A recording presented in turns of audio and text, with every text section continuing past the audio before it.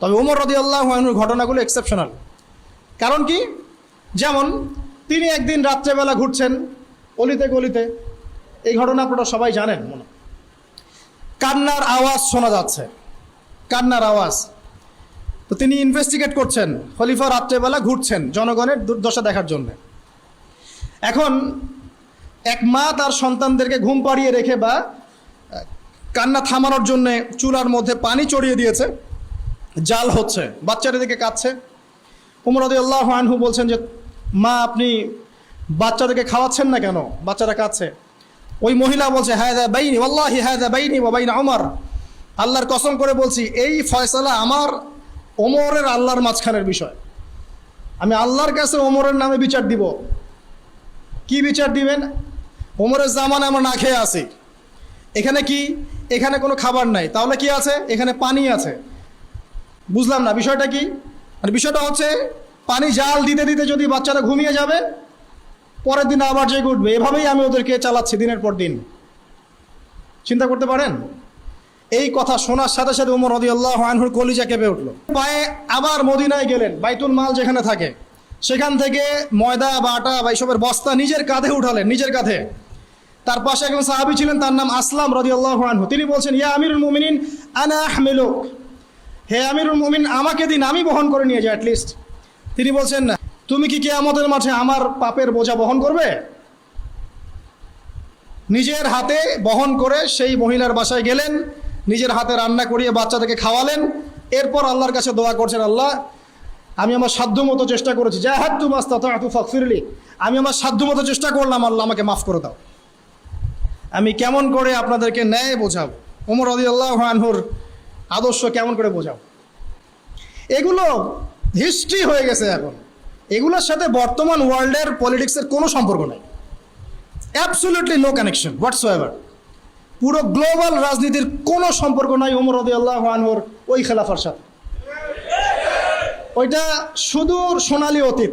তবে এক্সাম্পল দিচ্ছি এই কারণে যে তারাই ছিলেন ন্যায়পরায়ণ বাদশাহ, যারা আরো সে ছায়া পাবেন ইনশাআল্লাহ, তারা আমাদের আদর্শ হওয়া উচিত। যাদেরকে আল্লাহ পাক এই ক্ষমতাগুলো দিবেন তাদের উচিত ওমর রাদিয়াল্লাহু আনহুকে আদর্শ মানা। আরেকদিন এটা শোনেন, ডেঞ্জারাস ঘটনা। ওমর রাদিয়াল্লাহু আনহুর আন্ডারে আছেন আমর ইবনে আস রাদিয়াল্লাহু আনহু, নাম শুনেছেন? আমর ইবনে আস রাদিয়াল্লাহু আনহুকে ওমর রাদিয়াল্লাহু আনহু মিশরের গভর্নর করেছেন। কিসের? মিশরের। ওই সময় তো ইসলামিক খেলাফা পুরো অর্ধবিশ্ব। এখন আমর ইবনে আস রাদিয়াল্লাহু আনহুর একজন ছেলে ছিলেন, তার নাম সম্ভবত মুহাম্মদ বা অন্য কিছু হবে, আমার ঠিক মনে নেই। তো সে কি করতো, সে তার বাবার পাওয়ারে চলতো। চলে না অনেকে এখন? পাওয়ারে চলে না? আচ্ছা, ভয় পাচ্ছেন নাকি? আচ্ছা, সত্য কথা। তো এরপরে সে কি করতো, জনগণের উপর ওর পাওয়ারটা খাটাতো। আমার বাবা গভর্নর, তুমি জানো? আমার সাথে বার্গেটিং করো, আমার বাবা গভর্নর, তুমি জানো? এইভাবে সবার সাথে ডিল করতো। তো একদিন মিশরের এক কিপ্তি বলা হয়, খ্রিস্টান, সে মুসলিম না, তাকে সে খুব মাইর দিছে আর কি। মাঝে মাঝে দেয় না মাইর, এখন তো হল টলেও ঢুকায় মাইর দিচ্ছে আর কি। এক বেচারাকে তো মেরেই ফেলাই দিল, শেষ। মনে আছে? আচ্ছা, যাই হোক, এখন সে বিচার দিতে যাচ্ছে আমর ইবনে আসের কাছে, কিন্তু লোকজন বলছে আমর ইবনে আসের কাছে বিচার না দিয়ে তুমি বরং ওমর ইবনুল খাত্তাবের কাছে যাও, কারণ সে একজন ন্যায়পরায়ণ শাসক। তো সে মিশর থেকে হেঁটে হেঁটে এসে মদিনায় এসে ওমর রাদিয়াল্লাহু আনহুকে বলছে আপনার নির্বাচিত গভর্নরের ছেলে এই কাজ করেছে। তো ওমর রাদিয়াল্লাহু আনহুর চোখ মুখ লাল হয়ে গেল। তিনি বললেন বসো এখানে। এবার চিঠি লিখে পাঠিয়েছে আমর ইবনে আসকে, তুমি তোমার ছেলে সহ মদিনায় চলে আসো, দেখা করো, ইমার্জেন্সি। এবার সে আসলো, মসজিদের মধ্যে সবাই কিনে বসে, বড় বড় সাহাবীরা মসজিদে বসে আছেন, আমর ইবনে আস পাশে, তার ছেলে পাশে, ওই মিশরের কিপ্তি আইনাল কিপ্তি। এবার কিপ্তি আসছে, এসে বসলো, বলছে বলো কি সমস্যা? তখন কিপ্তি বলছে ইয়া আমিরুল মুমিনিন, এ আমার উপরে আমাকে মেরেছে, ওয়াকাদ দরাবানি, সে আমাকে মেরেছে, বিফাদলি সুলতানি আবি, তার বাবার এই কর্তৃত্বের ফলে। আচ্ছা, এখন ওমর রাদিয়াল্লাহু আনহু নিজের হাতে যে লাঠিটা থাকে ওইটা ওই কিপ্তিকে দিয়ে বলছেন যে ইদরিব ইবনুল আকরামিন, সবার সামনে এখন এই সম্মানিত ছেলেকে পিটাও তুমি। চিন্তা করতে পারেন? সবার সামনে এখন তুমি সম্মানের ছেলেটাকে পিটাও, ইদরিব ইবনুল আকরামিন। সে সবাই থতমত যে কি ব্যাপার, আমর ইবনে আসের ছেলেকে সবার সামনে মারা হবে? ইদরিব ইবনুল আকরামিন, আবার জোরে বললেন মারো, সম্মানের ছেলেকে এখনই মারো। সবার সামনে এই কিপ্তি আমর ইবনে আসের ছেলেকে সবার সামনে পিটালো। পিটানোর পর শেষ হয়নি এখনো। এবার তিনি বলছেন আলান, এবার আদ-দরবু আলা রাসি আমর, এবার আমরের মাথার উপরে মারো। এবার ওর বাবা আমরের মাথার উপরে মারো। ওয়াল্লাহি মা দরাবাকা ইল্লা বিফাদলি সুলতানিহি, আল্লাহর কসম করে বলছি সে তার বাবার ক্ষমতার বলেই তোমার উপর হাত তুলেছে, ওকেও মারো।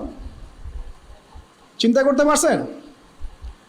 কিপ্তি বলছে যে লা হাজাতা লি বিযালিক ইয়া আমরুল মুমিনিন, আমার এর কোনো প্রয়োজন নাই। ওয়াকাদ দরাবতু মান দরাবানি, যে আমাকে মেরেছে আমি তাকে মেরেছি, আমার আর কোনো কিছু দরকার নাই, এবার তাকে ছেড়ে দেয়া।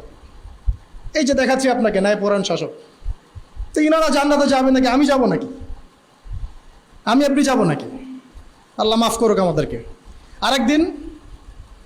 আরেকদিন যাচ্ছেন, রাতের বেলা দেয়ালের পাশ থেকে আওয়াজ আসছে, এই মেয়ে দুধে পানি মিশাও, দুধের মধ্যে পানি মিশাও। মেয়ে বলছে যে এটা তো করা যাবে না আম্মা, কারণ আমিরুল মুমিনিন এটা কঠিনভাবে আইন করেছে, করা যাবে না। তখন মা বলছে এখানে কি আমিরুল মুমিনিন আছে নাকি, ওমর কি এখানে আছে? তখন সেই মেয়ে বলছে ওমর নাই তাতে কি হয়েছে, তার রব তো আছে। এবার ওমর রাদিয়াল্লাহু আনহু তার ওই পাশের সাহাবীকে বলছেন আসলাম রাদিয়াল্লাহু আনহু, এই বাড়িটাকে মার্ক করে রাখো, কালকে সকালে আসতে হবে। পরের দিন সকালবেলা তিনি তার ছেলেকে নিয়ে হাজির। ওই মহিলাকে বলছেন যে গতকাল রাতে তোমাদের পানির আর দুধের ঘটনা আমি শুনেছি, তোমার মেয়েটাকে ডাকো।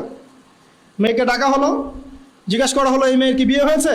তার মা বলছে না, যে আমি আমিরুল মুমিনিন আমার ছেলের বিয়ের প্রস্তাব নিয়ে এসেছি তোমার এই মেয়ের সাথে। সুবহানাল্লাহ।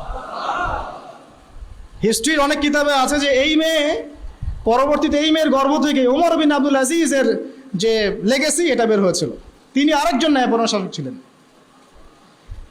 তো এই হচ্ছে অবস্থা তাকওয়া দেখে। এরকম অনেক ঘটনা আছে।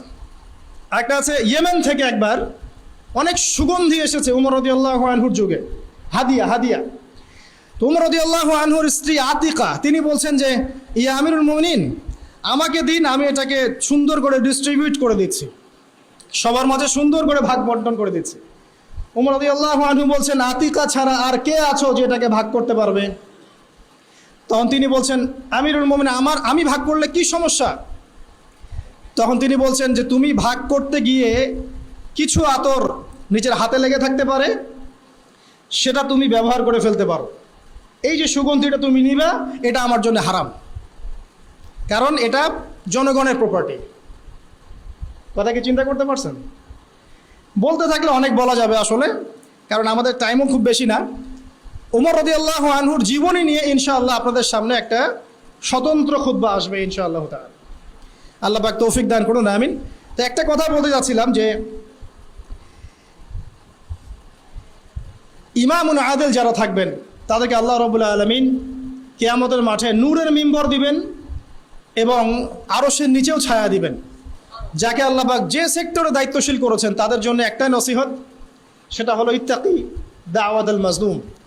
মাজলুমের দোয়া থেকে তোমরা বেঁচে থাকো, মাজলুমের দোয়া থেকে তোমরা বেঁচে থাকো। মুয়াজ বিন জাবাল রাদিয়াল্লাহু আনহুকে নবী সাল্লাল্লাহু আলাইহি ওয়াসাল্লাম বলেছিলেন, হে মুয়াজ তোমাকে ইয়েমেনের শাসনকর্তা করছি, কিন্তু মাজলুমের দোয়া থেকে বেঁচে থাকো, কারণ লাইসা বাইনাহা ওয়া বাইনাল্লাহি হিজাব, কারণ এর মাঝে আল্লাহর মাঝে কোনো পর্দা থাকে না।